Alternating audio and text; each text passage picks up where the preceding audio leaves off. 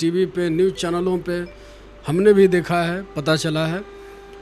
पूज्य श्री अनिरुद्धाचार्य महाराज के विषय में एक अनिरुद्धाचार्य, उस वीडियो में ये है, खबर यही है कि अनिरुद्धाचार्य महाराज जा रहे हैं और रास्ते में बीच सड़क पर राजनीतिक के वो बीच सड़क पे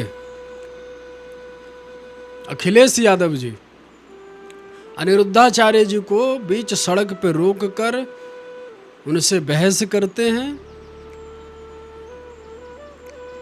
असभ्य, कोई सभ्य भरी बातें नहीं, उनके हाव भाव देखकर ही पता चल रहा है कि वो अनिरुद्धाचार्य को नीचा दिखलाना चाह रहे हैं।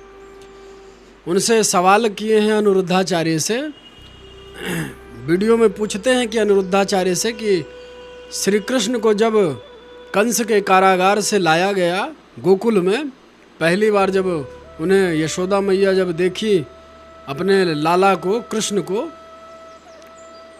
तो क्या नाम से बुलाई उसे? क्योंकि कृष्ण नाम तो गर्गाचार्य जी बाद में दिए हैं, लेकिन पहली बार अपने लाला को जब देखी तो किस नाम से वो बुलाना शुरू की, कि क्या नाम बुलाई?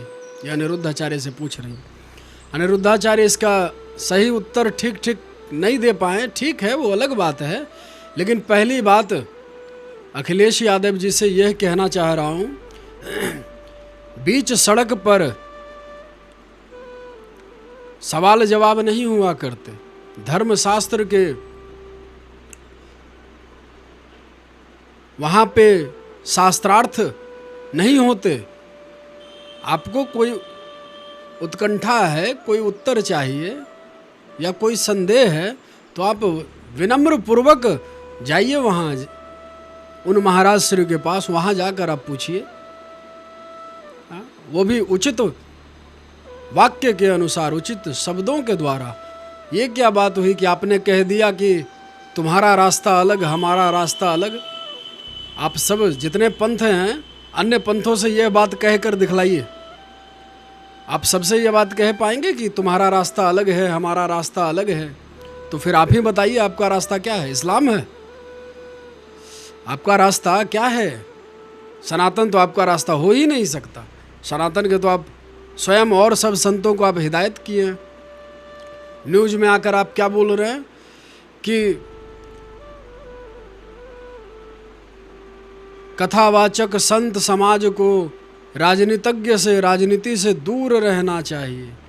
उसी प्रकार श्री अखिलेश यादव जी, आपको भी संत समाज से दूर रहना चाहिए, उनके वाक्य से दूर रहना चाहिए। क्यों? आप राजनीतिज्ञ लोग हैं, हर चीज़ में आपको राजनीति ही आती है, उसमें आप कुशल हो सकते हैं, पांडित्य में कुशल नहीं हो सकते, है ना? शास्त्रार्थ, अगर कोई उत्कंठा है, मन में कोई प्रश्न है, कुछ जानना है, तो कोई तरीका है ना जानने का। कि आप अनिरुद्धाचार्य और भी किसी संत को ऐसे ही आप बीच सड़क, बीच रास्ते पे जहाँ मन तहाँ वहाँ रोक टोक करके, ये कोई तरीका तो नहीं हुआ। बेचारे अनिरुद्धाचार्य इतने सरल स्वभाव के हैं। मुझे बड़ा कष्ट हुआ ये वीडियो देखकर, उनके वक्तव्य सुनकर अनिरुद्धाचार्य के विषय में। और भी तमाम जितने कथावाचक साधु संत महात्मा जो भी हैं, वो क्या चाहते हैं? समाज का कल्याण करते हैं। हाँ, क्या और करते हैं बताइए?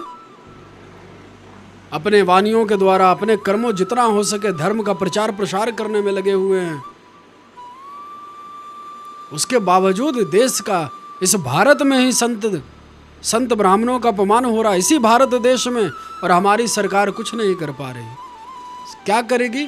सरकार में रहने वाले लोग ही ऐसे हैं, क्या कर सकती है? इससे ज़्यादा तो अपने रिलीजन के ऊपर फेथ बाहर की कंट्रियों में होता है। कोई कुछ नहीं का, इसके ऊपर एक सजा निर्धारित की जाती है, कानून बनता है इस पे। अनिरुद्धाचार्य को यूं ही आप सड़क पे बदनाम कर दें या फिर उनके साथ बदसलूकी करें, बेइज्जत करना इसे कहा गया। ये बेइज्जती करने से आपको क्या लाभ मिल गया? अनिरुद्धाचार्य का इससे क्या नुकसान हुआ? कुछ भी नहीं। लेकिन ये कोई तरीका नहीं है। मैं बता रहा हूं आपको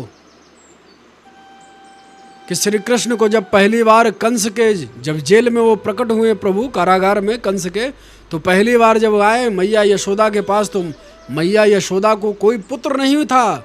दोनों अत्यंत व्यथित थे। बड़े ध्यान से सुने, जिन जिन को ये प्रश्न का जवाब चाहिए ना कि पहली बार श्री कृष्ण को मैया यशोदा क्या नाम से बुलाया करती थी, बहुत ध्यान से सुनिए आप। जब गोकुल में लेकर आए थे वसुदेव जी, रात्रि में पहुंचाकर जब वो चले गए, तो यशोदा माता नंद बाबा को कोई संतानें नहीं हो रही थी। बड़ी उत्कंठा थे, पुत्र रत्न की प्राप्ति चाहते थे। पुत्र को रत्न में कहा गया, पुत्र रत्न कहते हैं।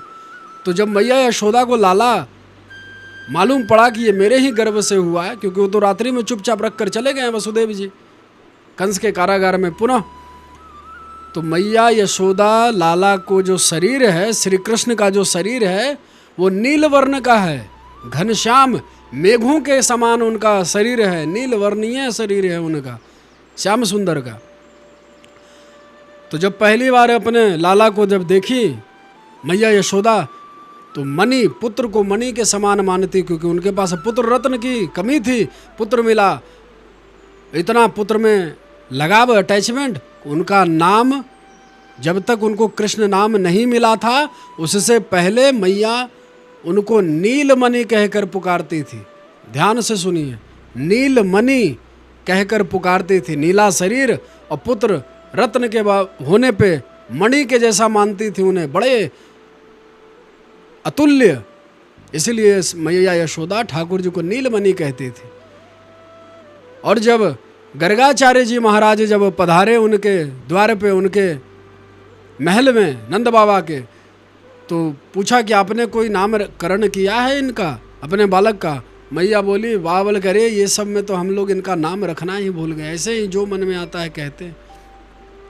तो गर्गाचार्य जी ने उनका विधि पूर्वक जो नामकरण संस्कार होता है, वो गौशाला में चुपचाप गुप्त रूप से उनका नाम कृष्ण रख दिए। श्री गर्गाचार्य जी महाराज ने कृष्ण नाम रखे, जो सबको आकर्षण करता हो उसका नाम कृष्ण। ये आपके प्रश्न का उत्तर है। गर्गाचार्य जी द्वारा विधिवत नाम रखा गया वो कृष्ण है। और मैया यशोदा नाम रखने से पूर्व, पहले, कृष्ण नाम से पहले उन्हें नीलमणि नाम कहकर पुकारती थी, नीलमणि। ऐसे अपमान ना किया करे संत ब्राह्मणों का।